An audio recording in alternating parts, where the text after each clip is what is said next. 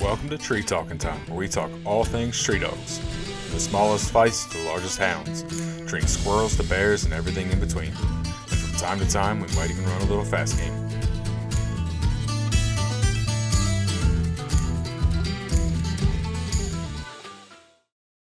Welcome back to another episode of Tree Talking Time. Just wanted to stop in and say thank you for everyone that listens to this every week. I've had a lot of fun over the last month kind of diving into the different cur breeds and especially how they've been used for big game. But I realize there's a ton of guys that are hunting curs on squirrels. And at some point, we will definitely touch on that.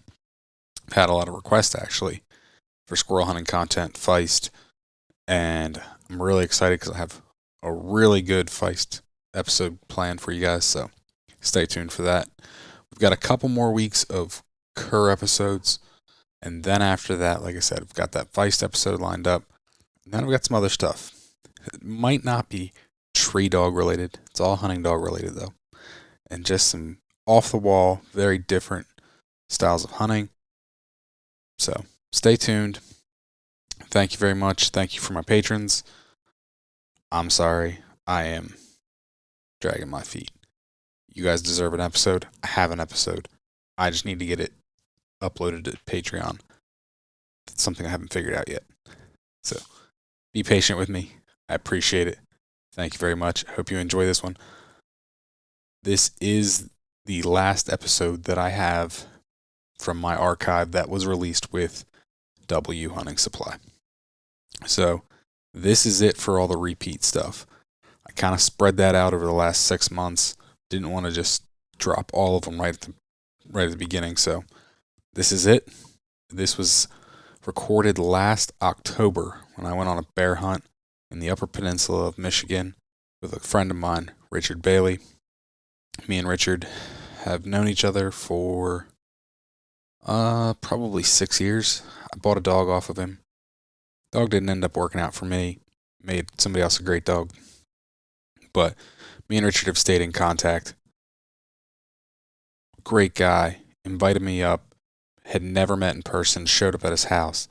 And him and his wife, a great host, ran around the UP for a couple days. Definitely not long enough. Definitely got to go back. But had a lot of fun. So, I hope you enjoy this episode. Also, there's some new things coming from Tree Talking Media. So, if you're not following me on social media, you need to be, because that's where the announcements will be made. So, enjoy. I'm here tonight with Richard Bailey. We're up at Richard's house in the UP of Michigan. We've been bear hunting the last couple days. How you doing tonight, Richard? Pretty good. You wore out? I am tired tonight. I got a dog from Richard about 4 or 5 years ago. And that's how I met Richard. And he's been a bear and coon hunter for a long time. How long have you been bear and coon hunting? Well, I started in 1966. So, 34 and 21 is 55 years. No. Yeah, 55 that would be. Now, you started out coon hunting, all right?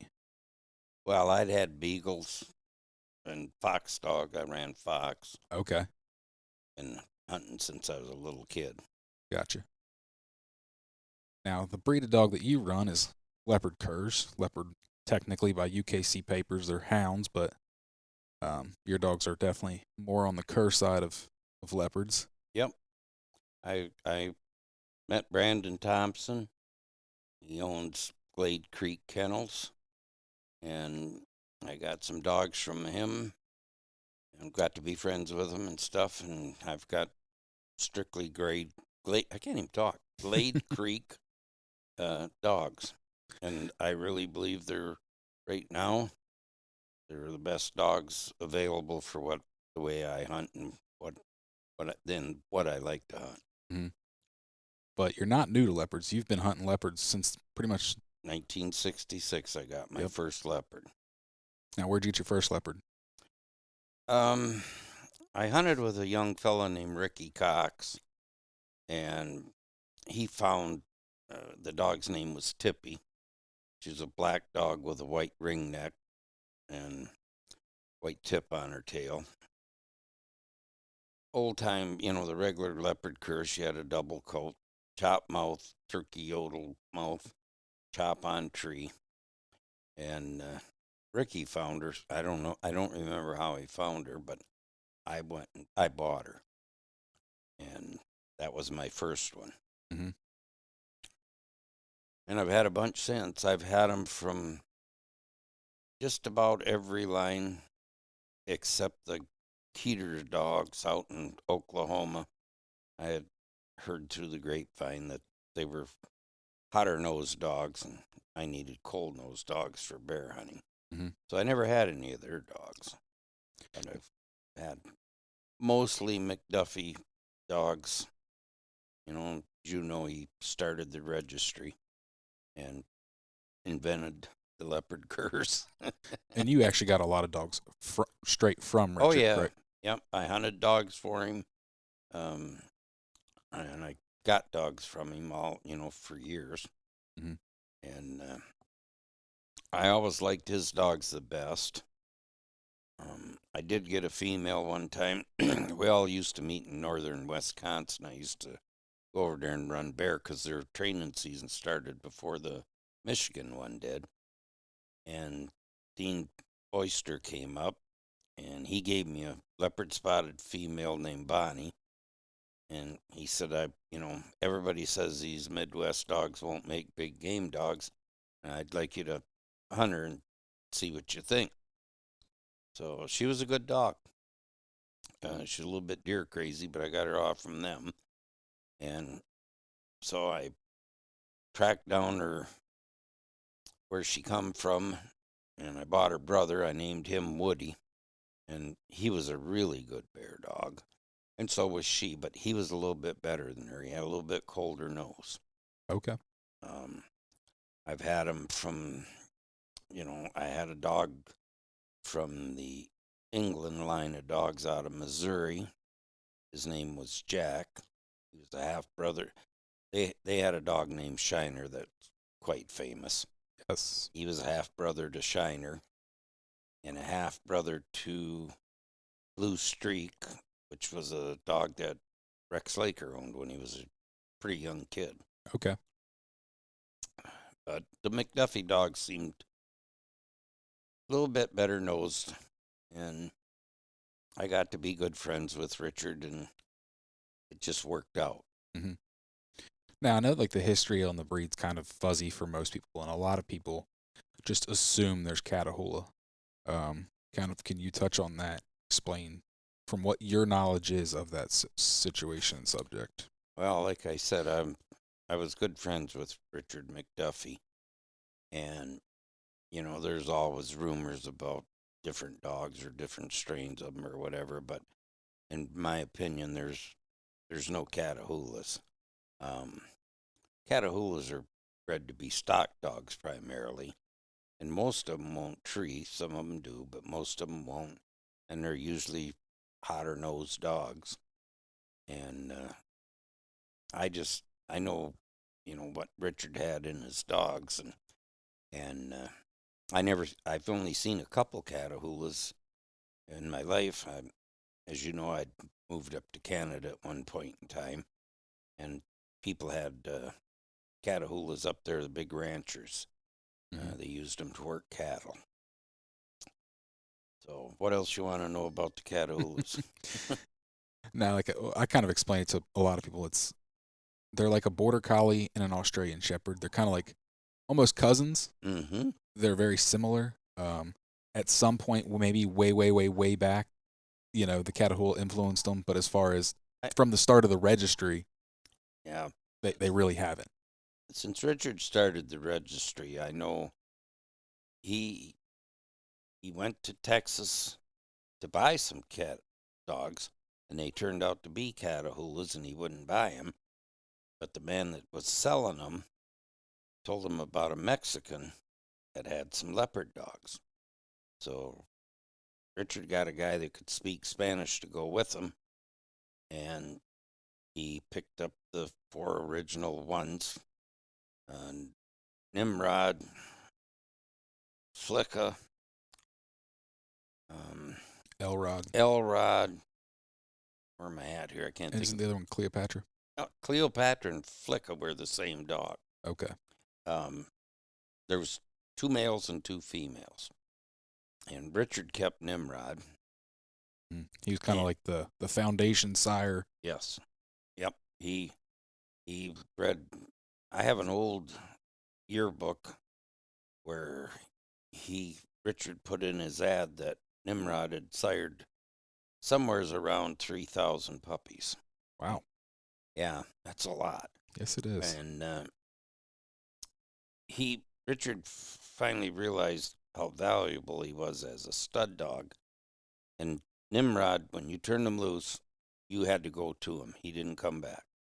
He would have a coon eventually.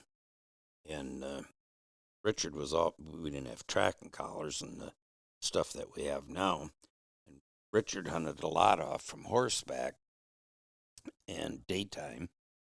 And he was so afraid he was going to lose Nimrod. He did lose him a couple times, actually. And he was so afraid he was going to lose him, he just used him as a stud dog and never hunted him after he was about 3 years old. And I hunted with Elrod and at the Leopard Den, and Nimrod was I hunted with both of them, but Nimrod was a way better coon dog. Elrod was a good dog, but Nimrod was just a phenom. I mean, he was just a freak of nature. So being some mixed up, unknown leopard dogs that come out of Texas. Yeah, Richard said they were running a jackrabbit. They were skinny, and they were wild. And he said they were running that jackrabbit to catch it for dinner. And they had to herd him into a building where this Mexican guy lived. They couldn't handle him. He got him in the truck and never let him out all the way home. He let him poop and pee in the truck.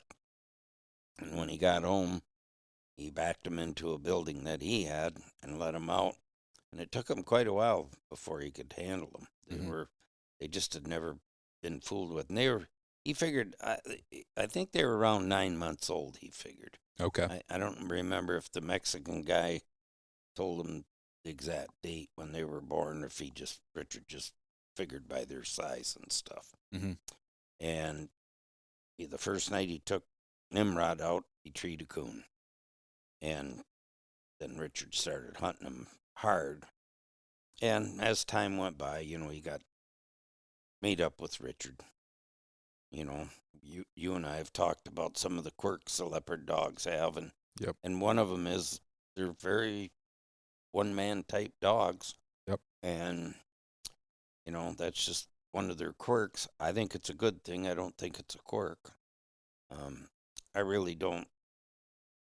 Even when I had fox dogs, I didn't want people to catch them. They would home. I could leave a dog house out or my jacket out, and wherever I started them, they'd be there. Eventually, they'd come back. I think one thing that I want to say, I think we're going to end up breeding that homing instinct out of these dogs. Oh, yeah. Definitely. Because we use tracking collars. And we don't know if our dogs will home or not because I always go get them.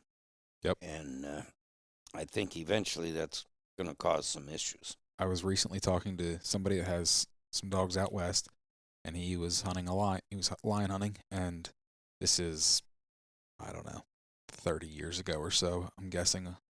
And he told me that he had a dog that he couldn't find. We had 2 dogs get out of pocket. They split, his pack split. 2 dogs got out of pocket. A couple days later, some miners caught the female. They called him. He went up and got her. Couldn't find the male. He had to go away. And while he was away, the guy taking care of his kennel was like, when he got back, he's like, this dog just showed up, went in the kennel, looks, like your dogs. He's like, wouldn't let me handle him or anything. Dog had traveled 150 miles home. And went home. Yep. Wow, that's amazing. But yeah, you're completely right that I don't know of anybody that really has a dog that homes because, like you said, we just go get them, Yep. You know, I which is use, good and bad, I guess. yeah, I use a Garmin Alpha, and it's good and bad. Hmm. And I really think it made bear hunting almost too easy. When I first started bear hunting, you put on your PF flyers, took your compass and your 30-30, and if you didn't keep the dogs in hearing, you were out of it. Yeah. And eventually they came out with the old beep beep collars, and we got them, and then they improved them, and eventually they came out with this satellite stuff, and it made it a lot easier. But I know a lot of a lot of bears wouldn't get killed if we didn't have these things. Oh yeah, definitely. It's changed the game significantly. Yeah. Yep. So So back to the leopard dogs. I don't want to get off on a tangent on this electronics. I'm a dinosaur. I hardly can use a computer. If I have to do something, I got to get my grandkids to program my TV or whatever. So I'm not a fan of electronics, but I do use them. you manage pretty well. So, but yeah, let's talk about some of the leopard dogs you've had through the years. I mean, you've told me a lot of stories, and I love listening to them because you just have so many. You've had so many dogs through the years, and so many dogs that I've seen in pedigrees. Or you've hunted with them, and you've known a lot of these guys. So, and like you said, you've hunted a lot of dogs from different lines. So, I know you've had a couple well-known dogs like Tide, or dogs that were really closely related to well-known dogs. Like you said, your Jack dog was a half brother to Shiner, and Shiner was, Yeah. kind of like Nimrod, bred to a lot of females. Yeah. I'm a hunter, Ben. I'm not a dog breeder. Mm-hmm. I don't advertise. I probably have had around, and I'm just taking a guess here, probably between 40 and 50 leopard dogs Mm-hmm. in my career. Um, I'm not I don't have a puppy mill. If I make a breeding, it's for me. Mm-hmm. And most of the time, I give away the excess. But lately, because I've got so much invested in bear hunting, I started selling a few puppies the last bit here. And But even then, you've only made in the last 5 years made what, two crosses? two crosses, yeah. Yeah. Same female, different males. Mm-hmm. The first cross was a Glade Creek dog named Bobby. Actually, Bobby Ray. I, I didn't. I quit calling him. I just called him Bobby. I bred him to a female that I have, a black and tan female. Bobby was he And looked like hang on one second. For everyone that's listening, if you're not familiar with leopards, black and tan in color, but not black and tan in the breed. right, yeah. Bobby on one side looked like a leopard spotted dog, and on the other side he looked kind of like a plot dog would be. And I bred him and Lady, and that litter, the dogs that got hunted, made really good dogs. We're gonna go hunting with one tomorrow. We're Mm-hmm. making a special trip to go hunt. I kept a male and a female out of that litter, and my friend Scott Wallace got a male. He got it up to about 6 months old or 7 months old. I don't remember the exact age, and he was big enough. He started hunting him a little bit, and he got run over, and Scott was just tore up over it. So I talked it over with my wife, and I said, let's just give him. I named this dog Glade Creek Bear Tugger. So we call him Tug, and he's a leopard spotted male. I gave him to Scott, who's an excellent houndsman. Good hard bear hunter. I mean, very knowledgeable guy. Just getting into leopards actually, and Tug's made a really top dog. Mm-hmm. I gave Mike View a couple pups, a male and a female. He only coon hunts, and they're really good coon dogs. And I kept one I call Blondie, and she's a good bear dog. I don't coon hunt her. And so Scott was always on me. You got to make that cross again. You got to make that cross again. And I didn't. And eventually Bobby had a stroke and died. And so I took a Glade Creek bred male and bred him with Lady. She's getting old. She only had 3 pups. And President Trump was the president at the time. So I named my leopard spotted male Trump. And so everybody gets a big kick out of it. I'm running him on bear. He's young. This is his first bear season, but he's doing good. He's a keeper. I don't know exactly how good he's going to be yet, but he's a keeper. So anyway, I didn't have a lot of puppies. Because of Richard, I could get a puppy just about any time I needed one from him. Yeah. And so I didn't do a lot of dog breeding. I think you really, certain people are good dog breeders and most people aren't. They just, you got a walker and I got a walker, let's make some puppies. And if you really do it right, the best way to stabilize your line of dogs is either family breeding or inbreeding or line breeding. And if you make these wild out crosses, you go backwards. You really have to family breed to get what you want. And most people can't do that and don't have the knowledge to do it. So, and I'm one of those people. So I didn't do a lot of breeding. I got a lot of pups and young dogs. I think I said earlier about Dean giving me the Bonnie dog. And, a lot of people knew me. I didn't go to a lot of hunts, but, a lot of people knew me and they would want me to get a puppy from them or a young dog from them and bear hunt it. I do a little bit of coon hunting. I start my dogs on coons and then I break them off from them. But I'm strictly a bear hunter primarily. And that's what I've did since about 1970. Okay. From 66 to 70, I was coon hunting. But I went on a bear hunt and I was hooked immediately. I know the feeling. And I broke myself off from coons. Unfortunately, that's not an option for me. I don't live in bear hunting country. Well, Pennsylvania's got some big bears. But... Yeah, unfortunately, our game commission says otherwise about running bear. Yeah. I wish, because we do have some big ones. Oh, yeah, and you got beautiful country there with the mountains and stuff. It'd be nice. For now, I'll just keep going south and occasionally up here to the great north. Yeah, if you don't get too many demerits on this trip, you'll be able to come back. I've got quite a few today. Well, you're learning. Yep. I failed as the navigator, place I've never been.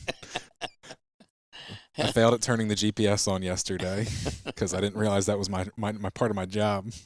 Ben's not saying everything. My wife hunts with me now that she's retired.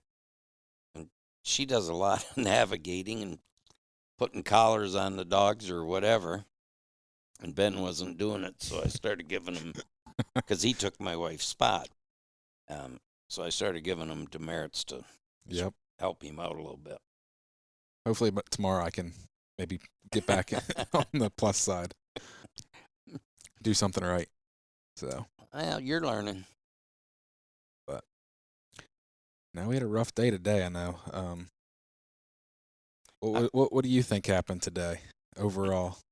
Well, foggy days aren't good days for some reason, and several of us have talked about that. Scott Wallace, myself, Joe Hudson, Jay, our friend Jay. I mean, and we've all come to the same conclusion. It's just something in the atmosphere and conditions just isn't conducive to good hunting. And I wanted to show my dogs off today, and I fell flat on my face. Like I said, they're dogs, and they make flyers out of us all the time. Yeah. Especially when you're trying to promote them and impress show them. somebody. Sure. But it wasn't just your dogs. Plenty of other people's dogs Yeah. acted a fool today. Yeah, and I hunt with this same group of guys, and I've hunted with them for quite a few years now. I know what kind. They all hunt hounds, um, and I know what kind of dogs they got. And I mean, we all look pretty bad. Well, for reference, yesterday, we had a bear treed, Yep, killed, and out of the woods by 10 o'clock. yep, yep. And the dogs look like $1,000,000 today. They weren't worth a penny. Just the way it goes. Yeah. So how long have you lived in the UP? My mother's from Marquette, so I've been coming up here all my life, but I moved up here in 1974. Okay. I was raised in Flint, and back then the car industry was booming in Flint. Mhm. Throughout all the General Motors and AC Delco was there. We had a big manufacturing place. They called it Turnsteads. They did all the dashes, and there was, side jobs, tool and die shops, that kind of stuff. Mhm. And there was about 300,000 people employed. Okay. So my sister went to college and got a teaching degree, and she started out making $3,500 a year, and I was making $10,000 a year working at Buick at the car factory. Mhm. And so when I was in school, nobody pushed the guys to go to college. Mhm. They all said graduate and get in one of the car factories, good benefits, good money, and it Yeah. was it really was. Mhm. But I couldn't stand working inside. I hated it. I was on a farm when I was raised up, and I didn't like working inside. And in 1974, I wanted to go deer hunting, and they wouldn't let me have the time off because so many people with more seniority had already put in for it. I got mad and I quit. I told my wife, we'll move up to the UP and, we'll get jobs, we'll get it figured out. And we did. Mhm. And it was great. I got 3 children. I got a girl and 2 boys. Raised them up here. My one boy was working at the Pentagon, and he was just a country kid from downtown Tronic, which is a flashing light crossroads, and he made it all the way to the Pentagon. Now he's in Texas working. My daughter's a teacher. She went to college, got a teaching degree, and my youngest boy's a mechanic.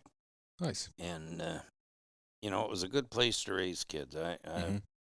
I love to hunt and fish. I told you earlier I quit 2 good jobs and moved to a foreign country to be a deer hunter. Deer hunting's my other passion. I quit Buick, and then I was working for the Postal Service up here.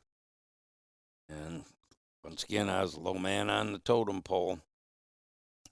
The way I like to deer hunt, I like to cut a buck's track and walk him down. And it's a hard way to kill deer, but it's the type of hunting that I like. Mhm. I was going down, leaving my house to go to work, and it was deer season, and they wouldn't let me have time off, and I was pouting a little bit anyway. And I seen a big buck track went across my driveway, and so I turned around, went back up to the house, and I called my postmaster that I worked for and told him I was quitting. He didn't want me to. He said, "You're too good of an employee. I don't want you to quit." And I said, "Well, we're not getting very many hours. Once the mail is sorted, you go home." Okay. And I was driving 70 miles a day to work, 4 to 6 hours most days. Mhm. And once again, I didn't like working inside. And so I just quit. I took that buck track and I killed it. Took me all day. I had to go get my son-in-law and a couple other guys to help me get it out of the woods. I shot it back in the bush quite a ways. It was a big 12-pointer. little bit over 200 pounds. I can't remember exactly what it was. He's like 208 or something, 206. Nice buck for our neck of the woods for sure. Yeah.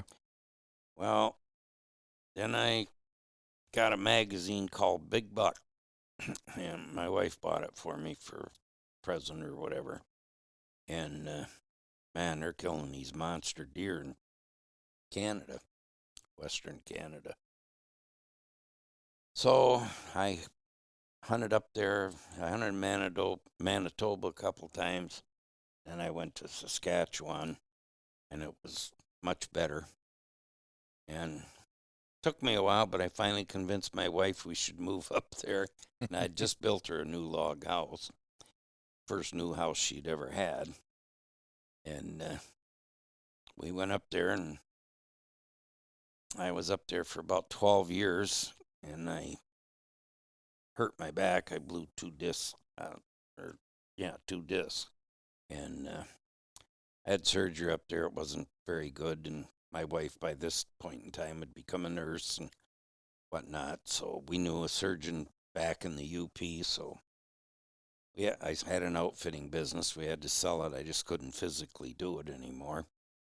And we moved back. I had surgery, and he got me pretty good, but I'm not 100%. Like we were talking, unfortunately, back injuries just never Yeah. go, Yep. or you're never right again. And it's really hurt me for bear hunting because we don't have a lot of roads, and got to do a lot of walking. We have a lot of swamps. It's rough. It's not an easy bear hunt for sure. Yeah, it's thick up here. And a couple of years ago, the dogs were just in too deep, and I knew I couldn't go that far and get back out. So I asked one of the guys I was hunting with if he'd bring my dogs out, and he said, sure. He left, and I started crying.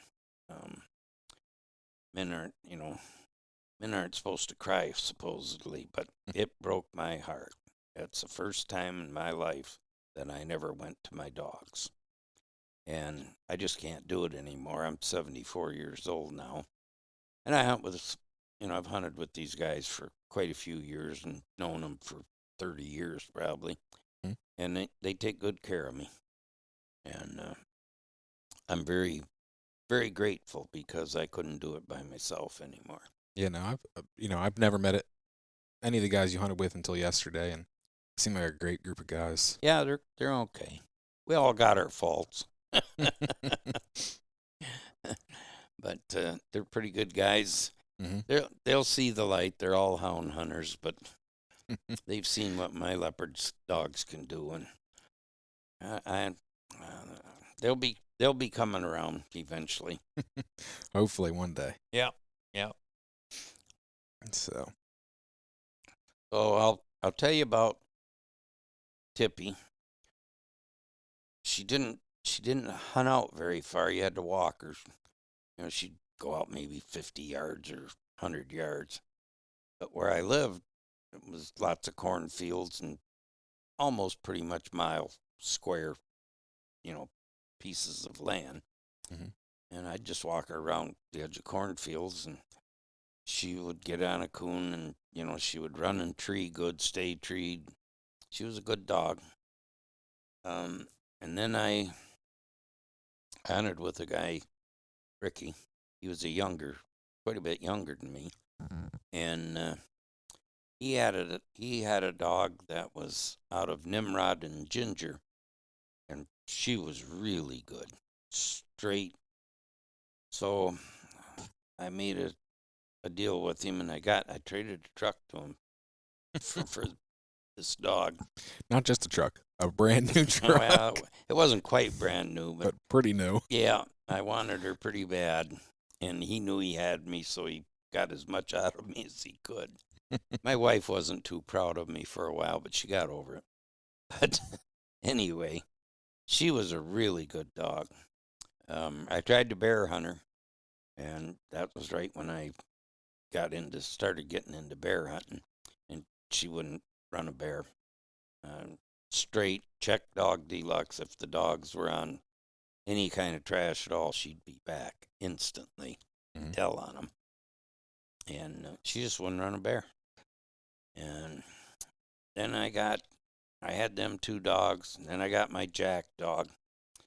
There was a fella in Illinois named Bill Gussie, and he had leopard dogs. I bought a pup from him, and it just didn't pan out. I was coon hunting still. Mm-hmm. And so I worked second shift, and when I got home from work, my dad called me and said, "Hey, there was some guy here looking for you, and he left a dog here. You got to come get it." And it was Jack. Well, Bill Gussie had went down to one of the hunts, and Cliff England had this Jack dog. So Bill got it for a replacement for the pup that I got from him. I didn't have a clue he was going to do it, but he liked me, I guess, and I liked him. We were pretty good friends. So Jack was a really good dog. He won the Michigan State Championship twice. The first time he won back then, they had registered in grade, and he won the grade. And then the next year, he was high scoring dog of the overall hunt. Wow. Yeah, he was a really good coon dog. I converted him over finally to a bear dog. He got old. I got to be friends with Billy Stiles. Billy had come up and coon hunted, and he asked me if he could take Jack back down to South Carolina and use him, do some breeding with him. And he bred him quite a bit, and he produced a lot of good dogs. Now, is Jack the dog you coyote hunted too? What's that? Is Jack the dog you coyote hunted too? No, I had a female named Megan that I coyote hunted. Okay. But I only did that for a couple, 2-3 years. I don't remember exactly how long, but it was all snowshoeing. The coyotes won more than probably about 95% of the time. Gotcha. They'd either get in a bunch of blowdowns where we couldn't get them out, or, I just remember seeing a picture of you and one of your dogs and some coyotes that you'd killed at some point. Yeah, I think that picture, I had my snowshoes stuck in the snowbank, and a friend of mine took that picture. Mm-hmm. I got her from, I think I got her from Red Martin. Okay. She was a blue leopard spotted, kind of a mouse-colored leopard spotted dog. Mm-hmm. Real good coon dog, decent bear dog, and a decent coyote dog. Now, you said you broke yourself off of coon hunting, but there's some fur receipts over here on your wall that say otherwise. The one receipt I want to say has says like $15,000 from one season. Well, I in the late 70s, our coons were bringing $65, and That's for a regular coon. That wasn't like the triple X. The triple X was like over $100. No, our fur buyers would only give us $65 for them. We couldn't get the better. Our coons are dark up here, and they wanted silver ones, and ours are pretty dark. They look like bear cubs. I saw one dead on the roadside coming up here, and I thought it was a bear cub at first. But I had a dog named Curly then that I coon hunted, and he wouldn't hunt a lick, but he'd rode real. He was a second gear road dog. I mean, he really rode it hard. And in 3 years, I became a professional coon hunter for them 3 years, and I sold just a hair over $27,000 worth of coons off that dog. He died when he was 7 years old, and he just wore out. I hunted him so hard. One time he ran one bear. He was a straight dog, good check dog. And he ran one bear. I lost him for about a week. And that was right when the tracking collars were coming in, but I didn't have one yet. I was too poor. And I finally got him back, and oh gosh, a bear bit him through the top of his head, and his head was all swollen up, and his eyes were just slits. And some people found him, and they took him to a bar that was in our community, and the bar owner knew me. They called me and said they had my dog there, so I went and got him, and he was in tough shape. Well, I got him healed up, nursed him through that. And about in January, he started acting goofy. And when that bear bit him through the top of his skull, a chip of that, um, unbeknownst to me, was putting pressure on his brain. So I had to take him to a vet. And they got it diagnosed and fixed right away. And he, like I said, he died when I can't remember if he was 7 or 8. He wasn't very old. Okay. But that vet told me he had never seen a dog. He said, man, I could not give this dog a shot. He was so muscled up. He said, I just had a hard time getting the needle to go in. And that was because I rode him so much. Yeah. I'll tell you a story. I don't know how much of this you want on your podcast. Oh, this is why we're doing this. I've listened to you tell me these stories over the phone for the last couple years, and I'm just like, this is what needs to be recorded because these are awesome old stories, especially if you're interested in leopards, especially if you're just interested in old hunting stories. Sure, yeah. Well, I got to know Billy Stiles and his friend Clay Livingston, and they came up to hunt with me, and I had a Chevrolet Citation car. It was the only vehicle we had, so I coon hunted out of it. and so they want, I'd told Billy we got, 30 to 35 pound coons up here, no problem. We'd get one that big. And I think he told me the biggest coon he ever killed was 17 pounds. He lived in South Carolina. Billy was a prince of a guy. Got killed in a logging accident. But anyway, they come up and we went hunting, and I don't know, first night, I was telling them how big our coons were, and we were going around, there was a road that went around the edge of this big lake, it's called Round Lake. It's a big, pretty circular lake. So dogs hit a track, treed in a guy's yard. There was about 10 cabins on this lake, and they had to pick a guy's yard to tree in. So we hurried up there. We run up there, and we all had on hat lights.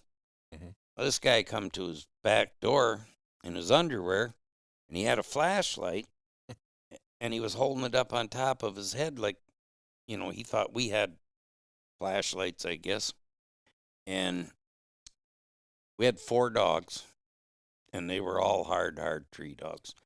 And I mean, they're just blowing the top out of this great big white pine tree. I've always hunted with a .22 pistol. I never carried a rifle.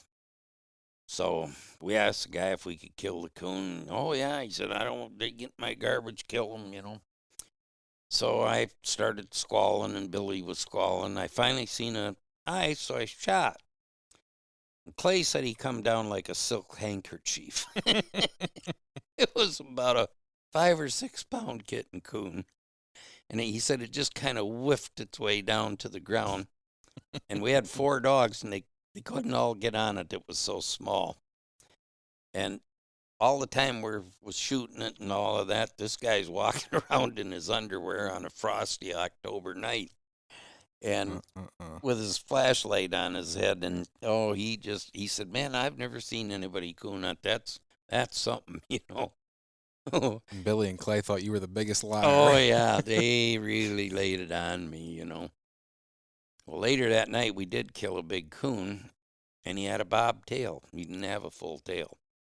And it weighed 34 pounds. And Clay always said if he'd had a full tail, he'd have weighed 35. So Clay had a jacket that you could put game, it had like a game pouch in it. Yep.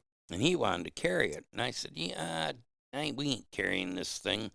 I said, we'll just lay it on the side of the road. I know where I'm at. We'll go get the Chevy Citation and pick it up.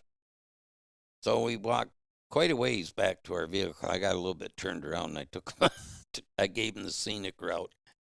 So we get in the car, and I couldn't find the coon. I couldn't remember what road it was on. We drove around a little bit, and Clay's like, I told you, Billy, we shouldn't have never laid that thing down. We're never going to find it, and we're never going to get one that big again. He was just carrying on like crazy. Well, I finally found it. I realized where I was and was able to get it. So they took it back to South Carolina and they had it mounted and they went to coon hunts and they'd lie and tell everybody, yeah, if they knew where they hunted, yeah, I got them over here, I got them over there. Well, they lied to so many people, everybody got, talking and they finally got exposed. But Yep. I became very good friends with both of them. Both of them were just really good Christian men. Mm-hmm.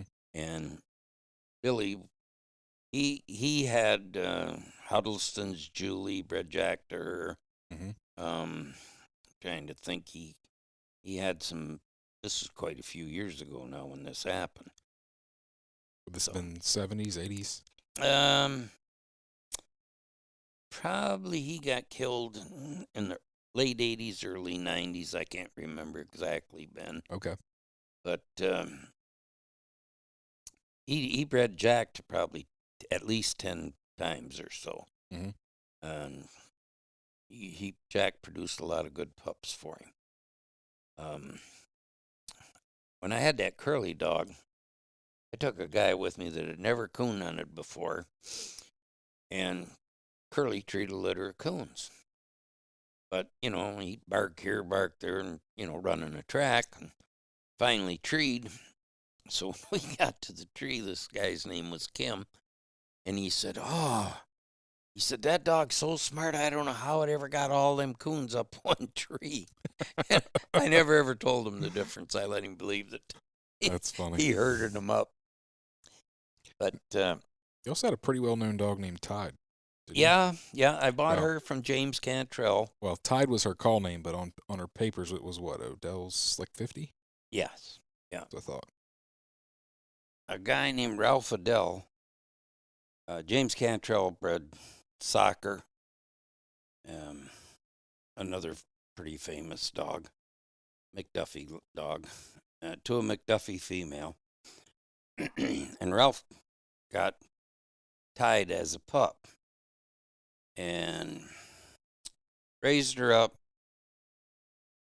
I was going over to Wisconsin, like I said earlier, and James Cantrell came up, and she was a whiz bang. She'd rig, tree hard, fight a bear hard, cold nose. I mean, just a really good dog.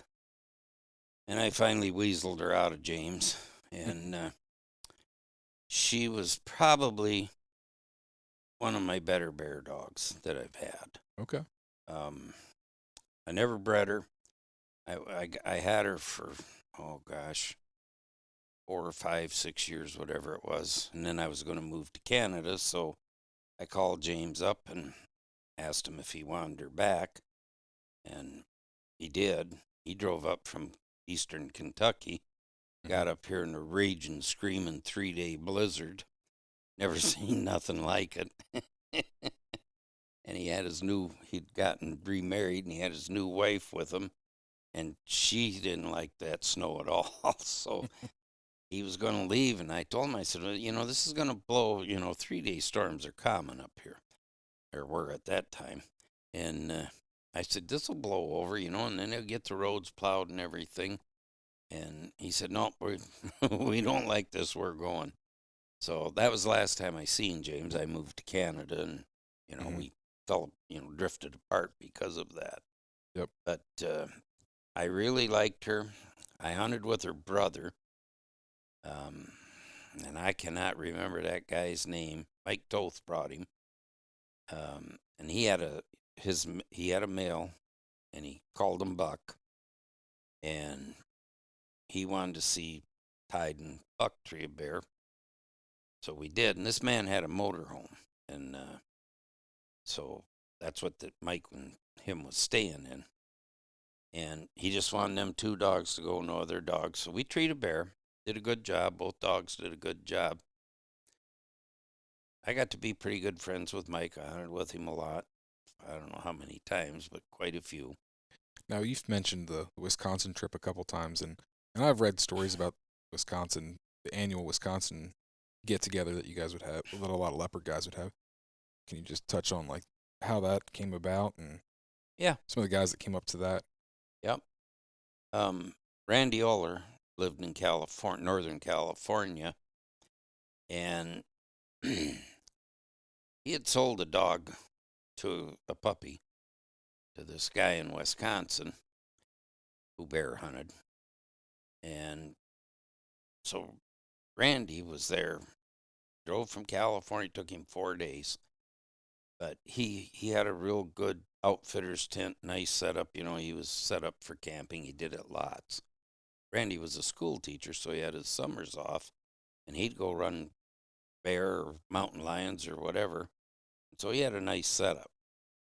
So Richard McDuffie and Clay Livingston got wind of it, and Richard knew Randy over the phone, but they had never met person to person.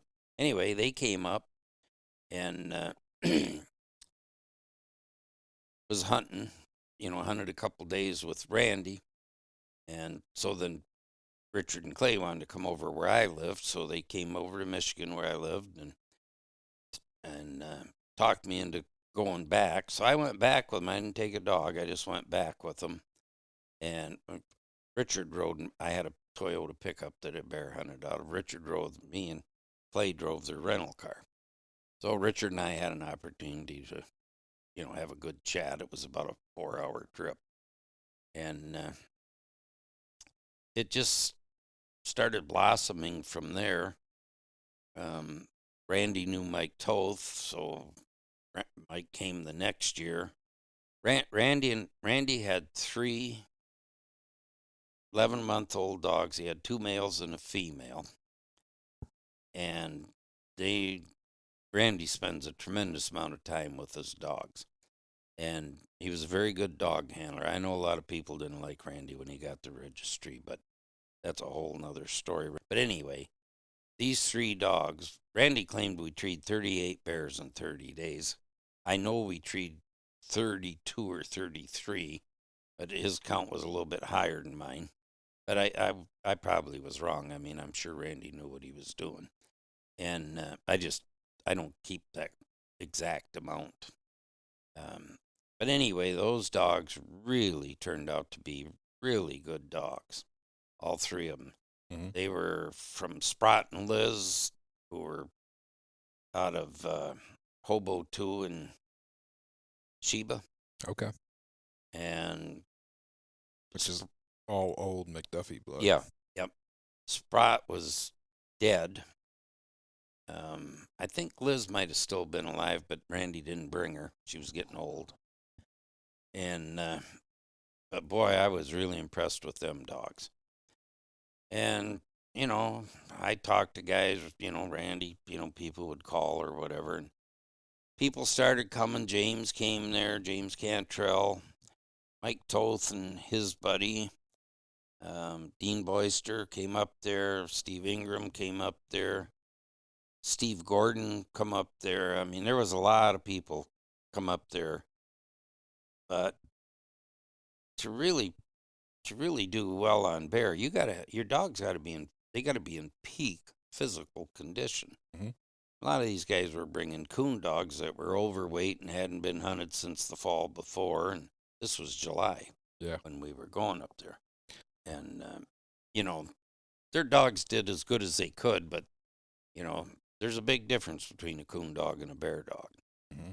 And I got a chance to meet a lot of guys and meet a lot of friends. It was a good thing, and then I moved to Canada, and it all kind of fell apart. Wisconsin got loaded up with wolves up in that area. Yeah.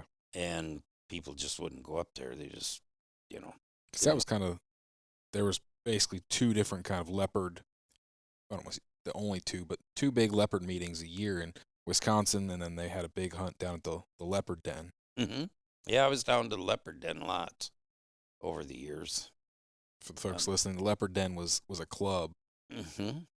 It was O'Neill Bennett owned it. It was a tobacco barn, and it was on his property, and they fixed it up and made a clubhouse out of it, and we all stayed there. And like I was telling you, I hunted with Wayne's brother, who I thought was his uncle, but you got that genealogy figured out for me. And I hunted with Tommy Goodman, O'Neill Bennett, Tommy Bird. Rex Bowers was a young man, or Rex Laker. I mean, I'll get it right in a minute. Rex Bowers. He was a teenager. Um, he was kind of Richard's protege. Um, Richard was a Baptist preacher, and he was preaching in the mountains there in North Carolina where Rex lived, and Rex liked hunting, and Richard kind of took him under his wing, got him started in dogs and stuff, and oh gosh, I can't. I'm a lot of guys. Bill Gussie was there one time when I was there. Um, Buzzy Metters was there. I hunted with him. We'd all get together and, uh, 3 or 4 of us would go one night and, everybody mixed up so you could get a chance to watch everybody else's dogs and stuff. Yeah. It was a nice place to hunt. Definitely for a small breed, I think it was kind of a cool thing because you got to be able to experience, see what the other lines were producing and other people's dogs, so you kind of gauge things. The area, it was rough country, mountain country, and there was a fair amount of coons, but there was places where people had hog feeders, and so we got lazy and started hunting coons off them hog feeders because it was easy to find the coons there usually. Oh yeah. Richard had Nimrod's Shadow a couple times when I was there, and Richard always told me he was the coldest nosed leopard he'd ever seen. He would hunt hard, hunt wide, grub out an old track, tree, stay treed. He was a good tree dog and stuff. And but he had a lot of health issues. Richard was giving him carrot juice and all kinds of concoctions that he had come up with. He had what actually ended up happening. He had some kind of a thyroid issue. Oh, okay. And but Richard was trying to home remedy him, and eventually he had to take him to a vet and got it figured out. Yeah. But he was a pretty good dog. I hunted with him. Guys would bring their dogs there to get them permanently registered. They were going by the old rule where you had to three people would verify that the dog could run and tree a coon. Richard was a visionary. He got these leopard dogs started. When squirrel hunting became popular, he saw that coming, and he started the Camus Curs. The McCurdy horses, they were plantation-type trotter horses. Basically, they were almost the same thing as a Tennessee Walker. Yeah. The old-time farm shepherds. And as different people came there and stuff, Richard was, he had contact with a lot of people. And this was back when we didn't have free long-distance calling, It was very expensive to talk on the phone, but Richard was a letter writer, and that's how I conversed with him most of the time, was through letters. But a lot of people came there, because of Richard and because of the dogs, and everybody was always really nice. I was the new kid on the block, and they were nice to me. I mean, everybody introduced themselves, and I had a great time there many times. The first time I went there, I went with Billy Stiles. Okay. And, we hunted and had a lot of fun, a lot of storytelling, a lot of lying. Like the last couple of days? Yeah. Yeah, pretty much that. But no, shoot, if I wish we could have had this thing rolling in the truck. You've been telling me all kinds of good stories, and we've been going back and forth the last 2 days. Well, I don't want to bore you with too many stories, but I'm very fortunate. I'm probably one of the oldest guys that's had leopard dogs the longest. Rex Laker was a younger fellow. His dad, John Laker, was his dad, and I met them down at Autumn Oaks, I think it was, or Kenton, Ohio, maybe. I don't even remember what they called that big hunt they had there. But Rex Laker was maybe 12 years old, and I was an adult man. And he had a half brother to Jack. I think he called that, I'm pretty sure he called that dog Blue Streak. Um, and he was a good dog. We coon hunted one night with him, and he did very good.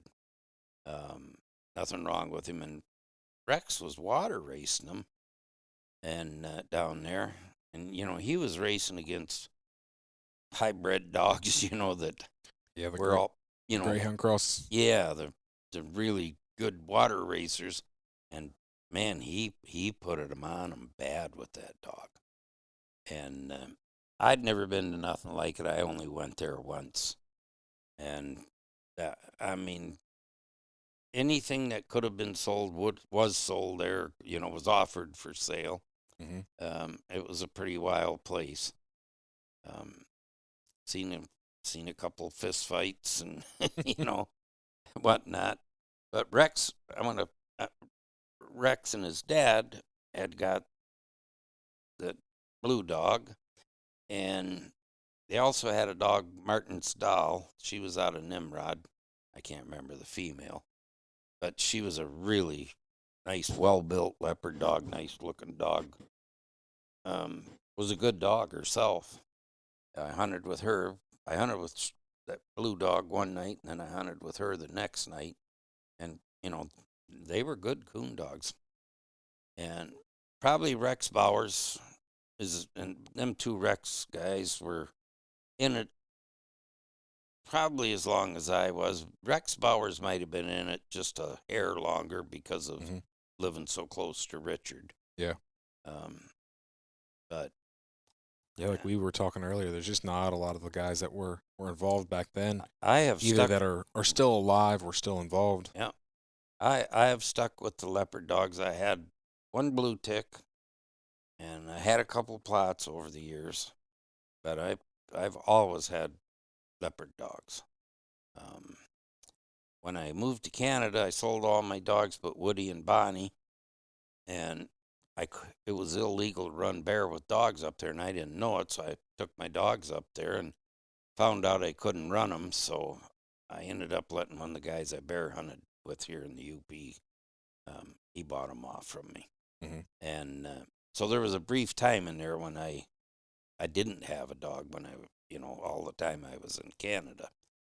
But as soon as I got back, I right away wanted to start bear hunting, and I bought some dogs, a couple of dogs, and they were coon dogs, but they just didn't pan out.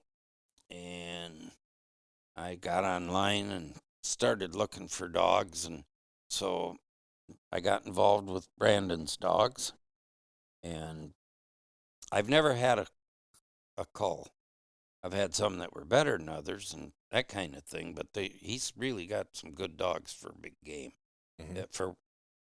We have lots of water here, incredible amounts of beaver dams and swamps and that kind of stuff. And where Brandon lives, you really got to want to be a hunter if you can hunt there. It's either straight up or straight down. Yep, that's southern West Virginia. Yeah, and his dogs are tough, and they made good bear dogs. I'm trying to think. I probably have had, I don't know, 6 or 8, 10, not 10, 6 or 8 of dogs from Brandon, and I really like them. They're gritty. They got good noses. They're good tree dogs. They're more true type Leopard Cur. When UKC got involved, I think that was a really bad thing for the leopard breed. Richard didn't want it for sure. He, he cautioned me, back in the late '90s, that there was rumblings of going UKC, and Mhm. he told me, he said, it'll be the downfall of these dogs. UKC is nothing more than a registry, a place to keep records of dogs. And it, you know, they Richard, when he did the breed standard and all the things that he did, like I said earlier, you had to have 3 people sign an affidavit, and it had to be notarized and everything that your dog could run and tree a coon. And I'm not knocking UKC, but you could breed 2 culls and get your puppies registered, kind of thing. Yeah. And Instead of having a performance-based registry, yep, where that's what Richard tried to had started. yep. I've told you all this stuff. I'm probably just repeating myself to you, but Richard started the registry. He sold it to Billy Williams. Billy Williams sold it to Michael Knight's dad. James, I believe. Yeah, James Knight. And they sold it to Steve Ingram. Steve Ingram sold it to Randy Aller. And now Scott Gordon has it. Randy gave it he was going to will it to Scott. And as Randy's health has deteriorated and stuff, he just gave it to him. He said, you might as well have it now. You're going to get it in the long run anyway. And so Scott has the registry now. And Scott has a lot of old type Leopard Cur type dogs versus Leopard hounds. And I'm not trying to knock the hounds, but I started out with Leopard Curs, and I liked them, and I still like them. When we first started hunting, and our training season starts in July, we have a quiet period from May 15th to July there. And then when July opens up, we can train our dogs, and we'll get outrun the first few times, unless we get lucky, but most of the time we get outrun. Dogs get hardened up. We just don't have very many bears that get away from us. The boys that I hunt with got good dogs. I got good dogs, and, it's worked out. But like I told you, that the bear that we killed yesterday, that was our 23rd bear since the 13th of September that we treed. My dogs haven't been on every one of those kills, but they've been in on 21 of them, probably 20, at least 20. One day I thought we were rained out, so I didn't go, and them guys went and killed a bear, or treed a bear, I mean. And I think one other time I wasn't with them, so. And we treated a bunch in training season, and I don't know. I've always liked the Leopard dogs. They handle good. Yep. They're easy to train. We rig some bears, but we primarily hunt off from baits. But we do rig some. My dogs will rig. They're not real good rig dogs, but they will rig. And the type of hunting that we do, they suit me just fine. Yeah. You seen today, I don't remember how far Lady was, a half a mile or something from us. And I toned her out, and she came right out. Yeah. They're smart, they're easy to train that, to the tone and that kind of stuff. And the guys that I know that are breeding leopard dogs now, I really truly believe that Brandon's got the best dogs, and that's why I got him. If I could find something better, I would be knocking on that guy's door. Brandon's worked hard to get his dogs where they are, and he's got it really almost perfected. No, I've got a couple of Brandon's dogs. I've got a littermate to the one dog you have out here. My one female's a half sibling to a couple dogs out here. Yep. And, not to mention she's related in other ways to other dogs, but as far as like being closely related, she's a half sister to two different dogs out here. So that's kind of how we got hooked up, was through Brandon. I called him looking for a dog, and he didn't have anything, so he referred me to you. Yeah, that's when I had the Lady Bobby cross there, that litter. Now that I've got to know you, I would have give you the dog. I offered to give you back your money. Ben sold the dog to a hog hunter who loved him. Yep. He just didn't work out to be a coon dog. He liked the bear that he saw, Yeah. but he seemed to be wanted to be a big game dog, and hog hunter contacted Brandon, so Brandon kind of hooked me and that guy up, and I ended up sending that dog down there, and unfortunately, the guy loved him, but unfortunately, he got hit on the road. So. I mentioned Scott Wallace a couple times earlier here. Our friend Jay Hoffman had a Dan McDonough bred leopard dog, female, and he bred it an accidental breeding to his walker. And so Scott got a puppy from that. His name is Ruff. He's an old dog now. But he made a whale of a coon dog. Scott likes to coon hunt too. He bobcat hunts, bear hunts, and coon hunts. And does a little bit of coyote hunting. But when I moved back, I don't know, he saw me mention something in one of the columns or something on the internet and got in touch with me. And he knew me. I knew Scott. We nicknamed him Bubba. He was just out of high school. And I always call him Bubba, but his name is Scott Wallace. But anyway, he got in contact with me, and I had hunted with Scott in the around 81 or 82 to the mid 90s, somewheres in there. We had hunted quite a bit together. I was hunting most of the time with Joe Hudson, a Plot guy, who has really good dogs, by the way. Leopards aren't the only thing that walks on water. he had really good plots, and Scott and I hunted with him lots. And when Scott got that half leopard dog, he became very interested in him, and he's got several leopards now. He's got a couple, I think, I don't know, one or two from Brandon's line of dogs. He got a nice young male that's doing pretty good for him from Scott Gordon. He got that one from me, and he's becoming a dyed-in-the-wool leopard guy now. Yep. And to each his own. If you want to run the walkers, I don't care. I'm not gonna browbeat you how good the leopards are. It's just what I like.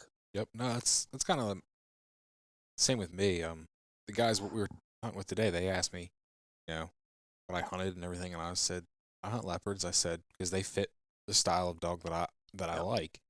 I mean, especially for where I hunt, they just fit what I want.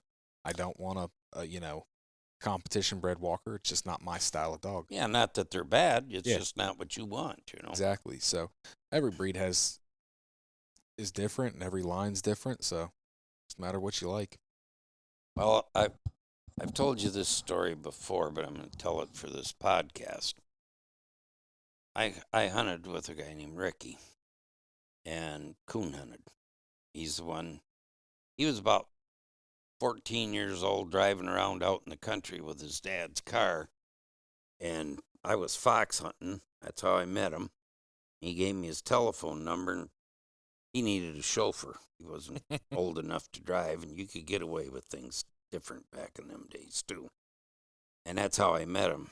Well, he took me coon hunting, and that penny dog that I had told you about treated coon, and Ricky went up the tree, shook the coon out, and I was hooked. Man, that was the most unbelievable fight I've ever seen in my entire life. Penny could kill almost any coons by herself. She was a very good kill dog. And I got hooked. And because of Ricky, that's how, he had a leopard. I figured I'd get one, And that's how I got into him. Well, as the years went by and I met different people and stuff, I just, like Billy Stiles was a great guy. I got dogs from him. Richard always treated me very well. He'd send up 3 puppies. I'd hunt them, get them started, teach them to load, whatever. And he'd let me pick which one I wanted to keep. he did a really good job with his breeding, Mm. and knew his stuff. He was, you know, went to college and actually studied genetics and stuff. Mhm. And I just bumped into the cream of the crop leopard guys over the years. Yeah. And I haven't been active lately because of my age, and I live out in the middle of nowhere now, in the UP here, and Mhm. everything happens down south of where I am, 400 or 500 miles. They just had a leopard uh, qualifier. Yeah, that sectional in Lower Michigan. Yeah, and I was president of a coon club in Chesaning, Michigan, which isn't too far from where they had that. Mhm. I think Tara Winters was the driving force behind that one. Yep. She got it all set up and stuff. She's did a lot of work for for the breed. And I thought about going down to it, but I'm getting fidgety in my old age, and I don't like long rides anymore. Yeah. I've worked, 8, 10 hours, jumped in the car and drove for 10 hours to go see a dog, kind of thing. And I just don't do that anymore. Yep. No, it sounds like these leopards really made a big difference in your life, and Yep. you've met a lot of people, and I know in the short time I've been involved with them, I've met some great people, and I've gotten to experience some great stuff. Like coming up here, I would have never been up here if I wouldn't have met you. So Well, you drove a long ways, Ben. yeah, it was only 15 hours, no biggie. So, but Well, now I've got to hunt with some other people, sure. in Virginia and Yeah, West you're good Virginia. friends So with Wayne Hensley. yep, uh, He's a bear hunter. yep, I'm gonna hunt with Wayne in December. So Well, you told me he's bred his dogs down from uh, from Rex Rex Bowers. Bauer's dogs. Yep. And he's been doing it about 30 years or so, Yep, you he said. he got his first leopards. The funny thing is he's told me, he goes, I don't know what took me so long. He goes, my brother had them, from the get go. And he goes, it took me up until the '90s to figure out to get them. And he goes, once I got them, he goes, I hunted everything under the sun between there. But like once I got them, he goes, started getting consistent. Yeah. And so he's bred that line of dogs for the last 30 years. I hunted with Wayne's brother Lewis, who I always thought was his uncle, in 1981 at the Mhm. Leopard Den. And he had really good dogs. I mean, they were coon dogs. Mhm. I never knew Wayne. I know him by name or whatever, but I've never even talked to him. But Mhm. I've had a couple dogs, where Wayne's dogs were involved in it, and I know over the years, if he goes to one of these bear meets, he Yep. dominates it. Oh yeah. And He's got a female named Little Jazz, and I've been to a few of the Virginia Bear Hunters trials, which is what he primarily goes to, and she's won overall dog on quite a few times. yeah, yeah. I follow him through the or the leopard columns, that are on the internet.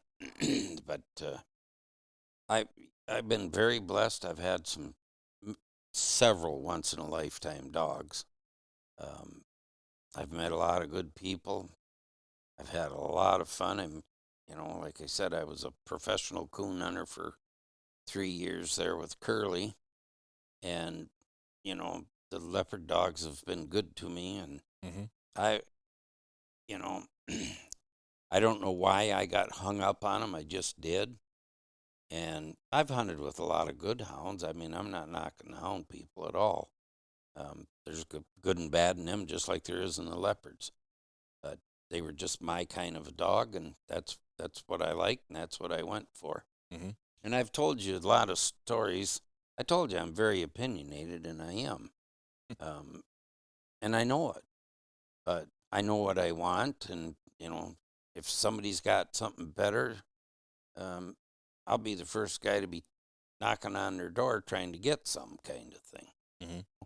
If I could find another Tide or another Jack or Megan and all the other dogs that I've had that were good dogs, I'd get one in a heartbeat. But Yep. those days are gone, it's a shame that the leopard people have the infighting and stuff that they have. I think it's hurt the breed.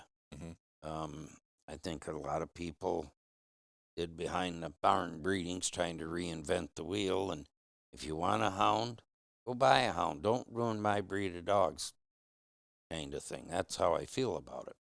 And I know that'll ruffle some feathers, but I don't, I'm not out to badmouth anybody. I'm just saying, you can't reinvent the wheel. If people would have stuck to these leopard dogs like some of us have, we'd have a lot of good dogs. And I just people, the Midwest guys have stuck. Bill Boyster, his dad, they've been in it since the '80s, sometime in the early '80s, I think. Quite a few guys you mentioned, the Okaw Valley dog. You know, that was a good line of dogs. Yep, there's a few. There's unfortunately there's not too many. Yeah. That have stayed, especially with the ALCBA. Yep. ALCBA has very few dogs registered anymore. Yep. And but it's you can too still bad. You can still find some within the UKC that still resemble the dogs from pre-leopard hound days. The bickering between the Eastern North Carolina guys and the Missouri guys and the Midwest guys, I really think that's hurt the breed. And, a lot of the unscrupulous breeders that have bred other things into them, I was very good friends with Richard McDuffie, and, he's told me stuff that I don't want to say on the podcast because I don't want to offend anybody, but, he told me some of his biggest mistakes. Yeah. And he'd register a dog, or a dog would get registered, I should say. And 2 years later, in 10 litters, he'd find out it was half blue tick or something. And, what do you do? Yeah. You're at that point, you're gonna yank the papers on everybody, because you just found out it was a mistake 2 years later to register the dog. It was an honor system, and actually, that's how I met Richard. I wanted to take Tippy and get her permanently registered, and he had people in different states that would do it. I had it all set up with this guy. Me and Ricky drove down to his house, and it was raining, and he said, "Just give me your papers, I'll sign them." And I said, "No, I don't, I want you to come out and inspect this dog. I'm an honest person, and I believe in honesty, and I wouldn't let him do it." So, and this is back once again, when you had to pay for long distance calls. Yeah. And I called Richard and told him what happened, and he asked me to become the breed inspector for Michigan, which I did and I checked quite a few dogs over the years. That phone call cost me $39, and I was bringing home less than $100 a week. That was a big phone bill. Yeah. But I wanted Richard, I just, like I said, I believe in honesty, and I wanted Richard to know what was going on. I wasn't trying to become the Michigan breed inspector or whatever. I just wanted to know that guy wasn't, being honest. And that's how I met him. And, our friendship developed over the years. Yeah. I learned a lot from Richard. I learned a lot from James Cantrell. I learned a lot from Randy Aller, Rex Laker, Rex Bauer, both of them guys. I mean, I've learned a lot over the years. Yeah. From these guys. And, I'm not trying to brag or toot my own horn here, but, I've got pretty good dogs. I tree a lot of game with what I got. And if you got something better, let me know. Well, so ask me some questions, or we'll close. Oh no, we're good. We've talked for about an hour and a half. Oh geez. So that's not including our break. So, and we got to get up early tomorrow. Yeah, so. We're gonna be up at 5 o'clock. Yep. So we'll wrap this up. I really do appreciate you, for one, inviting me up here.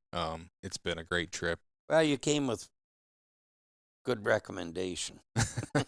I knew somebody that knew you, so yeah, I knew I wasn't going to get a lemon out of the deal. So I really appreciate it. And I appreciate you taking the time to sit down with me and record this. So hopefully tomorrow we'll do good. And Yep. I'm glad I met you, Ben. You're a good man. I I- don't say that about a lot of people anymore, but you're a good man. I appreciate it. Good family man. I can tell you love your wife and your kids. And to me, that's important. I really appreciate it. And I've been blessed to come up here. And you can find me on Facebook and Instagram at Tree Talking Media. And until next time, keep talking in the timber.